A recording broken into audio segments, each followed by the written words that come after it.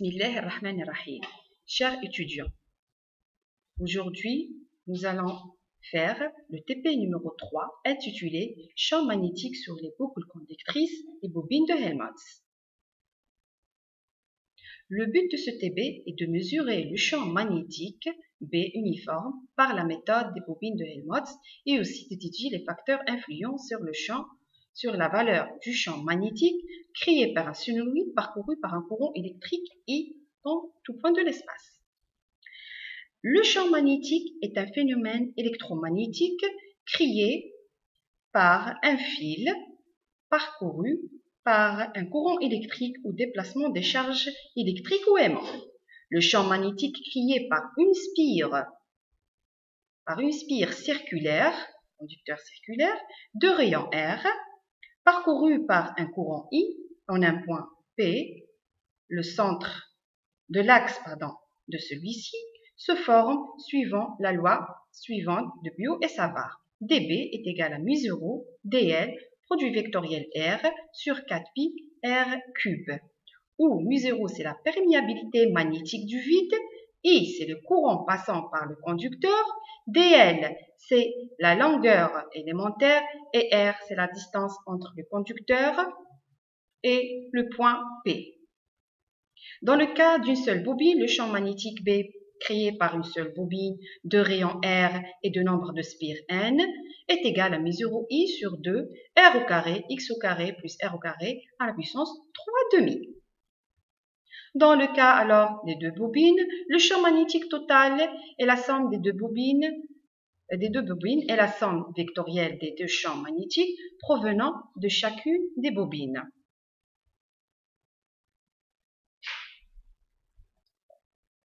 Alors, la valeur finale du champ magnétique B est égale 8 mu0 I n sur 5 la racine de 5R fois U. Dans le cas d'un sinuloïde, c'est une bobine circulaire de rayon R et de longueur L. Le champ magnétique à l'intérieur de ce sinuloïde est donné par la formule suivante, B est égal à mu0 I fois N sur L. Passons maintenant à la manipulation. Le champ magnétique B à l'intérieur du groupe. L'appareillage pour cette manipulation numéro 1 se constitue d'une bobine de rayon R qui est égal à 10 cm. Nombre de spires entassées l'une sur l'autre est égal à 500 tours. D'un générateur, de fil électrique, d'un ampère-mètre, d'une règle graduée, d'une sonde qui détecte le champ magnétique à l'intérieur de la bobine qui se compose de 3 boutons. Le premier, c'est la direction du champ magnétique, elle est axiale. Le deuxième, c'est le bouton tar, c'est la remise à 0. Le troisième, c'est x100, c'est les calculs du programme Data Studio.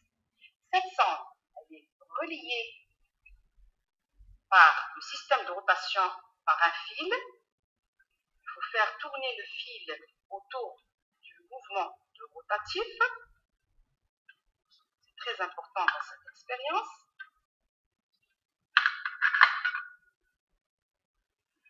Le mouvement de rotation il est relié par l'interface workshop. L'interface de workshop est reliée par le PC. Donc on va trouver le programme MagFeedCon.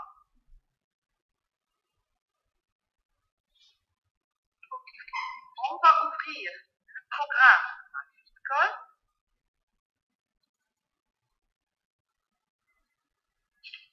Qui va nous afficher le champ magnétique en fonction des distances, champ magnétique en fonction des distances X.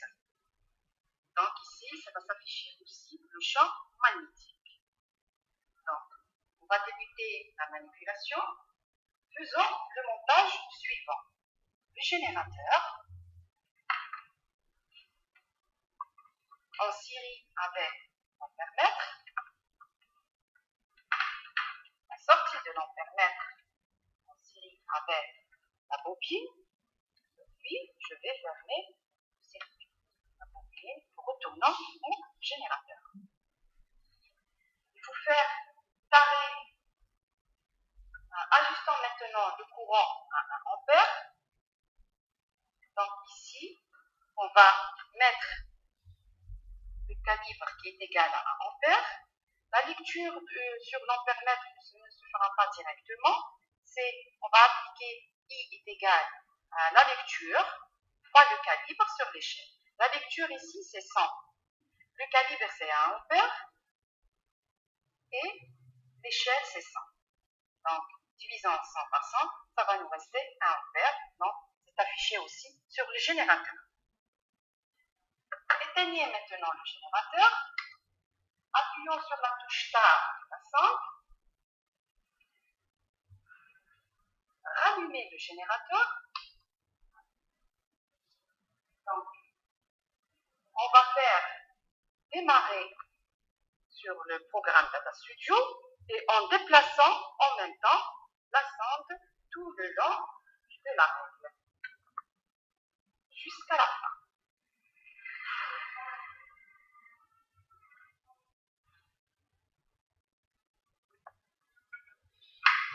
Faisant maintenant arrêter le programme, les résultats seront affichés comme suite.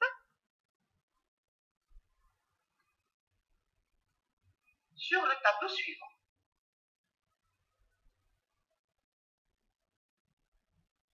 Voici les résultats du champ magnétique en fonction des distances X. Alors, qu'est-ce qu'on vous demande?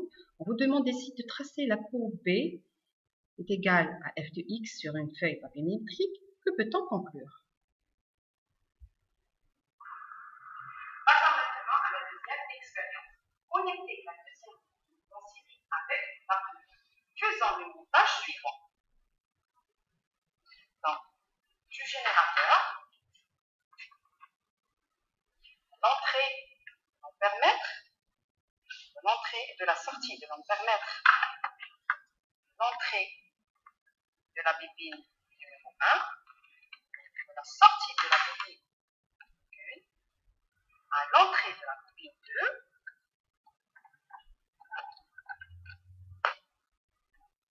de la sortie de la bobine 2, revenant au générateur et fermons le circuit. Rallumant le générateur, vous allez remarquer ici que le courant est 0,5, c'est-à-dire 0,5 ampères. Il a été partagé par les deux bobines. On va remettre le générateur à 1 ampère, on va l'ajuster à 1 ampère. Donc ici, il est à 1 ampère.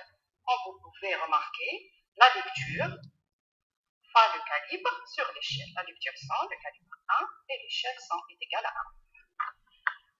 1. Éteignez le générateur. Faire carré la sonde. Rallumer le générateur. Démarrer Data Studio, programme Data Studio, et faire déplacer la sonde à l'intérieur des deux bobines. Jusqu'à la fin du démarrage. Faire arrêter le programme Data Studio. Les résultats seront affichés sur le tableau suivant. Remettre à nouveau, supprimer le dernier essai, remettre l'expérience en boîte.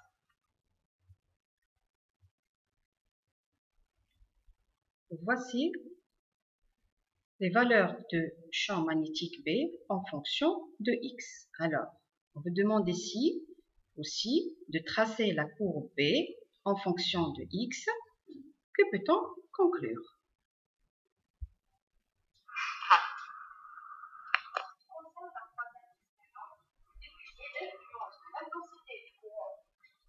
Par rapport au champ magnétique B. On va utiliser un suivi qui a une longueur 11 cm, de diamètre 3 cm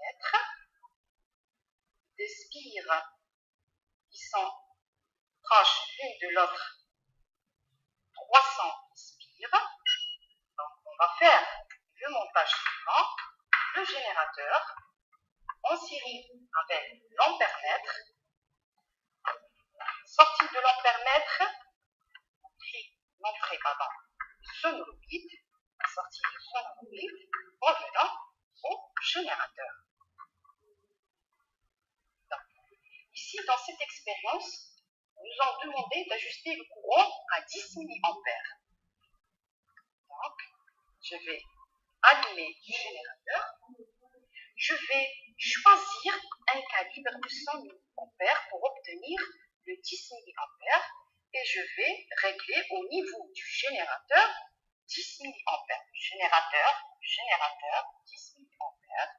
Donc, ici la lecture c'est 10 mA fois du calibre 100 sur l'échelle 100. 100 divisé par 100, ça reste que la lecture 10, 20, 30, 40, etc. jusqu'à obtenir 100 mA. Donc, on va éteindre le générateur.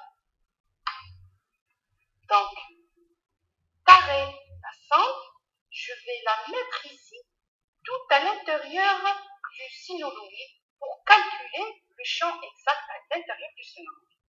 Je vais redémarrer le générateur. D'accord?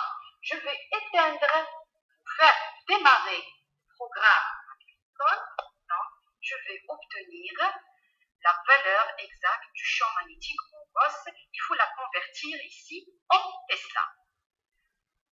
Pour la deuxième valeur du courant électrique, j'ai besoin du générateur. Je vais faire augmenter au fur et à mesure jusqu'à obtenir 20 mA. Exactement, ça va s'afficher directement la valeur du champ magnétique qui est égale à 7 Gauss. Et ce sera la même chose. Pour monter le courant électrique en utilisant le générateur, je vais calculer le champ magnétique. Ça sera pour toutes les autres valeurs et je vais les mettre sur le tableau suivant. Voici les valeurs du champ magnétique en fonction du courant électrique. Alors ici, on vous demande de tracer B en fonction de I, de calculer la pente et après de déduire la valeur du nombre de spires N. Une remarque, n'oubliez pas de diviser par 10 parce que la sonde est programmée fois 10.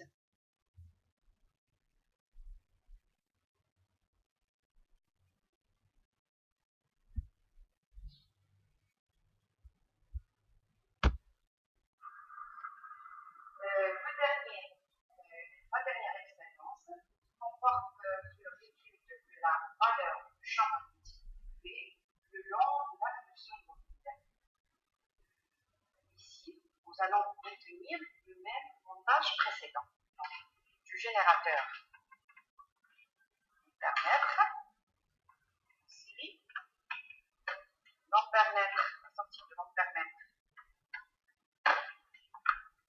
l'entrée du sonoride qui est du sonoride à l'entrée de la sortie du générateur. Donc, je vais allumer le générateur. Il faut, ici dans cette expérience, il faut ajuster le courant à telle façon d'obtenir 100 mA. Donc, on a I est égal à la lecture fois le calibre sur l'échelle. L'échelle 100 divisé par 100, ça va rester 100 mA. Donc, après avoir ajusté le courant, je vais faire entrer la sonde au niveau des points suivants. Les points sont le premier point égal à 0 cm, il est là. Le deuxième point, c'est 1 cm. Le troisième, 2, 3, 4, 5, jusqu'à faire toutes les valeurs. Donc, je vais entrer la sonde juste au début. Et je vais faire démarrer en même temps Data Studio. La valeur du champ magnétique, ça va s'afficher ici. Donc, je vais la mettre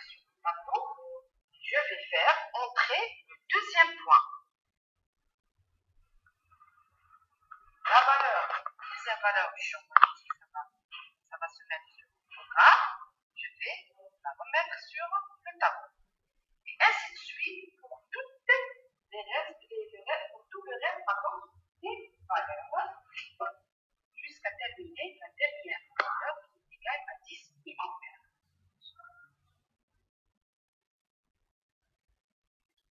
Voici les résultats du champ magnétique en fonction de la distance x du sonolovide. Alors, on vous demande de tracer la courbe B en fonction de x et quelles sont les valeurs de x pour lesquelles B est constant à 5 près. Enfin, que peut-on conclure?